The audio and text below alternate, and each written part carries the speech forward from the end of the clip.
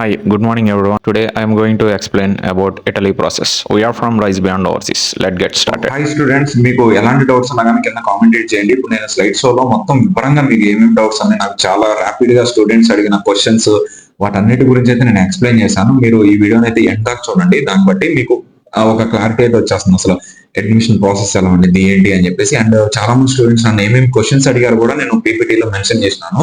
So అది కూడా మీకు క్లియర్ గా ఎక్స్ప్లెయిన్ చేస్తాను. సో స్టడీ ఇన్ ఇటలీ, ఇది వచ్చేసరికి షెంగన్ వీసా. షెంగన్ వీసా అంటే ఏంటి? ఇప్పుడు ఫస్ట్ మేజర్ డౌట్ అయితే అదే కదా.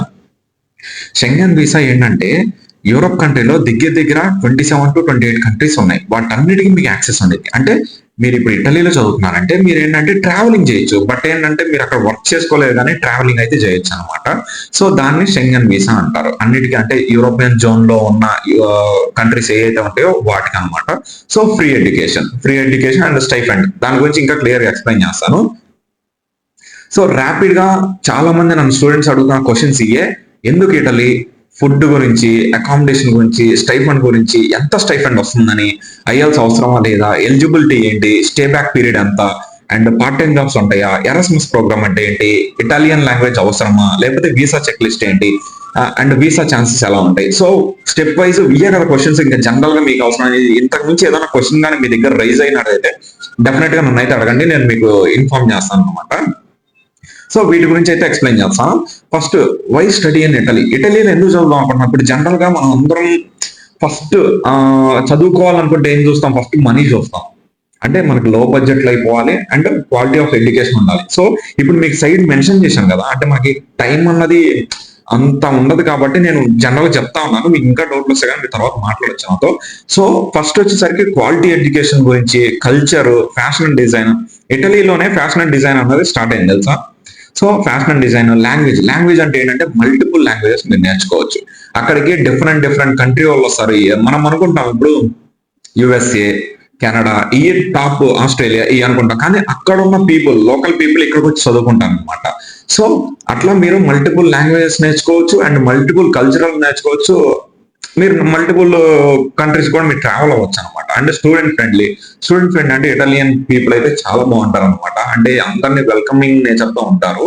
అంటే కొత్త కల్చర్ నేర్చుకోవాలని ఇంట్రెస్ట్ వాళ్ళకు ఉంటుంది అనమాట. అందుకని చెప్పేసి వాళ్ళు ఏంటంటే ఎవరినైనా ఫారినర్స్ కానీ ఎవరినైనా కానీ వాళ్ళు కొంచెం క్లోజ్ గా మాట్లాడతారు. అంటే మనకు తెలిసిన వాళ్ళు బాగా క్లోజ్ అయినట్టు మాట్లాడుతూ ఉంటారు అనమాట. నెక్స్ట్ స్లైడ్ పోతే ఈ వచ్చేసరికి యూనివర్సిటీస్. ఇది మేము ఒక 2 seconds అన్న ఉంచుకొని స్క్రీన్ షాట్ తీసుకొని చూసుకోండి. ఇవి వచ్చేసరికి యూనివర్సిటీస్.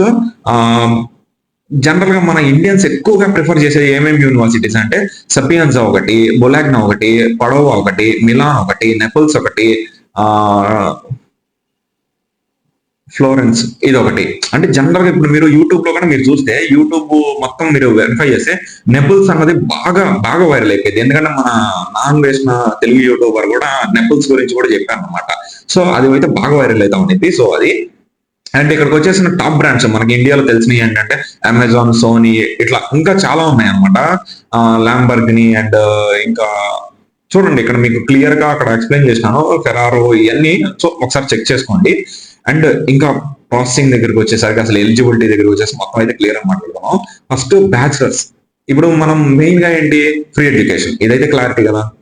అంటే మనం ₹1 కూడా పే చేయకుండా కంప్లీట్ కోర్స్ అనేది మనం ఫ్రీ ఎడ్యుకేషన్ తో చేస్తాం. ఇది సో బ్యాచిలర్స్, మాస్టర్స్ సపరేట్ పెట్టాను. Bachelors free education. డ్యూరేషన్ వచ్చేసరికి ఇక్కడ మనకి బ్యాచిలర్స్ అంటే ఏంటంటే ఇప్పుడు ఇంటర్ అయిపోయిన తర్వాత మనం ఏదైతే చేస్తామో డిగ్రీ కానీ లేకపోతే బీటెక్ కానీ ఈ మనకి 4 years 3 years ఇట్లా ఉంటాయి కదా. సో ఫారెన్ లో ఏంటంటే 3 years ఉంటుంది అనమాట. అండ్ ఐఎల్స్ అవసరమా అంటే ఐఎల్స్ రాయొచ్చు, రాయకపోవచ్చు. ఓకేనా, ఇదొకటి మీరు క్లియర్ గా. అంటే ఖచ్చితంగా ఐఎల్స్ ఉంటేనే వెళ్తారా అంటే కాదు, ఐఎల్స్ లేకపోయినా కానీ వెళ్ళొచ్చు. అండ్ పర్సంటేజ్ ఎంత ఉండాలి అంటే ఇప్పుడు ఫర్ ఎగ్జాంపుల్ మీరు బ్యాచిలర్స్ కి వెళ్తున్నారంటే ఇంటర్ లో 55% ఉండాలి. అంటే మామూలుగా ఇప్పుడు జర్మనీ ఇటువైపు వెళ్ళాలనుకోండి మీకు బేసిక్ గా 75% అయితే కావాల్సి వస్తుంది. బట్ ఇటలీకి ఏంటంటే 55% ఉన్న సరిపోతుంది అనమాట.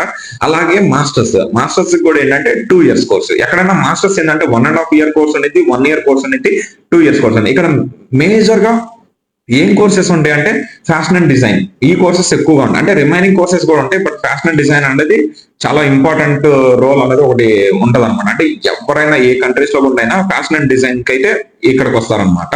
సో దీనికి కూడా ఏంటంటే మాస్టర్స్ చదవాలనుకున్నా కానీ ఐఎల్స్ అనేది నాట్ రిక్వైర్డ్, అండ్ 55% ఉంటే సరిపోతుంది. ఇక్కడ ఇంటేక్స్ వచ్చేసరికి 2 ఇంటేక్స్ ఉంటాయి అనమాట. ఒకటి వింటర్ ఇంటేక్ అంటే ఏంటంటే ఫిబ్రవరిలో స్టార్ట్ అవుతుంది. అలాగే ఫాల్ ఇంటేక్ అంటే ఏంటంటే సెప్టెంబర్ లో స్టార్ట్ అవుతుంది. ఇక్కడ ఫిబ్రవరి ఇంటేక్ లో అన్ని యూనివర్సిటీస్ అయితే ఓపెన్ అవ్వవు, కొన్ని లిమిటెడ్ యూనివర్సిటీస్ అయితే ఓపెన్ అవుతాయి. అదే సెప్టెంబర్ ఇంటేక్ ఏంటంటే మీకు అన్ని యూనివర్సిటీస్ అనేది ఓపెన్ అవుతాయి. అండ్ ప్రాసెసింగ్ టైం వచ్చేసరికి 3 to 4 months అయితే పడుతుంది. మీరు క్లియర్ గా 3 months ముందు 4 months ముందు వచ్చేసి ప్రాసెసింగ్ తీసుకోండి.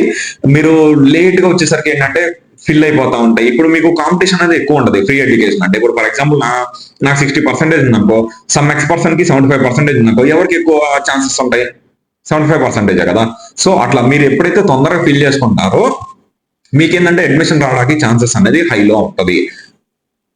అండ్ నెక్స్ట్ స్లైడ్ కి వస్తే బ్యాచిలర్స్ అండ్ మాస్టర్స్ కి ఇప్పుడు నేను మీకు చెప్పాను కదా ఆల్రెడీ స్టైఫండ్ ఎలా వస్తుంది, ఎంత అమౌంట్ వస్తుంది అని చెప్పేసి. సో స్టైఫండ్ ఏంటంటే మనకి ఆ గవర్నమెంట్ అన్నది మన స్టూడెంట్స్ చదువుకోవడానికి స్టైఫండ్ అనేది ప్రొవైడ్ చేస్తుంది. అది ఎంత ప్రొవైడ్ చేస్తుంది అంటే 7,200 euros పర్ ఇయర్. గుర్తుపెట్టుకోండి, 7,200 euros per year. And at a time pay చేస్తుందా అంటే కాదు, హాఫ్ ఆఫ్ అమౌంట్ 6 months ఒకటి 6 months ఒకటి అమౌంట్ అనేది పే చేస్తుంది. అలాగే మీరు యూనివర్సిటీలో ఇప్పుడు సెలెక్ట్ చేసుకుంటారు కదా, ఇప్పుడు మీకు బయట ఎక్కడ ఉండాలి ఏంటి అని తెలియనప్పుడు యూనివర్సిటీ డార్మెటరీస్ కానీ తీసుకున్నప్పుడు ఏమవుతుందంటే 4,200 euros అవుతుంది డిడక్ట్ చేసుకుంటారు. ఎందుకు? ఫుడ్ కి, లివింగ్ కి అంటే అకామిడేషన్ కి, ఈ రెండింటికి వాళ్ళు డిడక్ట్ చేసుకొని రిమైనింగ్ ఏదైతే 3,000 euros ఉంటుందో అది మీకు స్టూడెంట్ కి స్టైఫండ్ లాగా వస్తుంది. అంటే ఇప్పుడు మీరు జనరల్ ఏంటంటే మన ఇండియన్ అకౌంట్ కి వేస్తారంటే కాదు, మీరు అక్కడికి వెళ్ళిన తర్వాత ఒక అకౌంట్ అనేది మెయింటైన్ చేయాలి. అది ఇటాలియన్ బ్యాంక్ లోనే మీరు ఓపెన్ చేయాలన్నమాట. సో దాంట్లో ఓపెన్ చేసిన తర్వాత మీకు 3,000 euros అనేది దాంట్లో క్రెడిట్ అవుతాయి. అవి మీరు యూజ్ చేసుకోవాలి. ఇన్ కేస్ మాస్టర్స్ కంటే బ్యాచిలర్స్ కంటే ఇన్ కేస్ మీరు ఒకవేళ లేదు నేను యూనివర్సిటీలో ఉండదలుచుకోలేదు, నేను బయట మా ఫ్రెండ్స్ తో ఉందాం అనుకుంటున్నా, లేకపోతే సపరేట్ గా ఉందాం అనుకుంటున్నాను కానీ మీరు అనుకుంటే ఇది ఏదైతే 7,200 euros ఉన్నాయో ఆ 7,200 euros మీకు క్రెడిట్ అయిపోతాయి. క్లారిటీగా అర్థమైందా?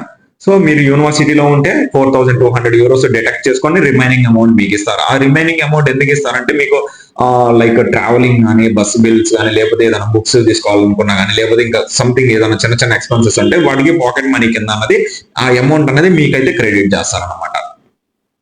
నెక్స్ట్ స్లైడ్ కి వచ్చేసరికి వీసా ప్రాసెస్. ఇప్పుడు పెద్ద ప్రాసెస్ ఏమి ఉండదు. ఫస్ట్ అప్లికేషన్ పెడతారు, అప్లికేషన్ అయిపోయిన తర్వాత ఇంటర్వ్యూ జరుగుతుంది. ఇంటర్వ్యూలో గానీ మీరు సెలెక్ట్ అయితే గానీ అన్కండిషనల్ రిలీజ్ చేస్తారు, అదే ఫైనల్ అడ్మిషన్ లెటర్ అన్నమాట. దాని తర్వాత హెచ్ఆర్డి ప్రాసెస్ అనేది హెచ్ఆర్డి చేయించుకోవాలి, అంటే అటెస్టేషన్స్, హెచ్ఆర్డి పోస్టల్స్ అంటారు కదా, అది చేయించుకోవాలి. దాని తర్వాత వీసా డ్రాపింగ్ అన్నమాట. సో వీసా డ్రాప్ చేసేటప్పుడు మేజర్ గా వచ్చే డౌట్స్ ఏంటంటే ఫండింగ్స్ ఒకటి డౌట్స్ వస్తుంది. సో దాని గురించి కూడా మీకు క్లియర్ గా ఎక్స్ప్లెయిన్ చేస్తాను. ఫస్ట్ పాయింట్ చూసుకుంటే కన్నా funds 6,000 euros per year should maintain in the account. అంటే ఏంటంటే 6,000 euros అప్రాక్సిమేట్ గా 5,80,000 INR లో. సో మీరు ఎన్ని ఇయర్స్ ఉంటే అన్ని ఇయర్స్. ఇప్పుడు బ్యాచిలర్స్ ఉంది, బ్యాచిలర్స్ అంటే మీకు ఎన్ని ఇయర్స్ పడుతుంది? 3 years. అంటే పర్ ఇయర్ కి మీరు 6,000 euros చేసుకోవాలన్నమాట. అంటే 3 years కి ఎంత అవుతుంది? 18,000 euros అనమాట. అలాగే మాస్టర్స్ కి అయితే 2 years కాబట్టి 2 years కి ఏంటంటే అంటే పర్ ఇయర్ కి 6,000 కాబట్టి 2 years కి ఎంత అవుతుంది? 12,000 euros అన్నది మీకు మీరైతే బ్యాంక్ అకౌంట్ లో చూపించాలని వీసాకి అనమాట.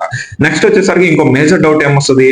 Funds should maintain parents account of student. ఇప్పుడు స్టూడెంట్స్ అకౌంట్ లో మెయింటైన్ చేయాలా లేకపోతే పేరెంట్స్ అకౌంట్ లో మెయింటైన్ చేయాలని మేజర్ డౌట్ వస్తుంది కదా మీకు. సో దీంట్లో ఏంటంటే మీరు ఫండ్స్ రెండిట్లో ఏ అకౌంట్ కి వేసుకున్నా కానీ ఇబ్బంది అయితే ఉండదు. ఎయిదర్ స్టూడెంట్స్ దాంట్లో ఉంచొచ్చు, లేకపోతే పేరెంట్స్ దాంట్లో అన్న ఉండొచ్చు అనమాట. అండ్ నెక్స్ట్ ఎన్ని మంత్స్ స్టేట్మెంట్ అవసరం అవుతుంది, ఏంటి ఎన్ని మంత్స్ చూపించాలనేసి డౌట్ ఉంటుంది కదా. So minimum 3 to 6 months funds should be maintain. అంటే ఇప్పుడు మీ దగ్గర డబ్బులు అనుకో సఫిషియంట్ గా 6 months నుండి మెయింటైన్ చేసుకొని వస్తే చాలా బెస్ట్. ఒకవేళ మన దగ్గర డబ్బులు లేదు, లేకపోతే ఏదైనా అప్పు తీసుకురావాలి, ఇట్లాంటి ఏదైనా ఉంటే గానా 3 months అయితే మ్యాండేటరీగా అయితే మెయింటైన్ చేయండి అనమాట.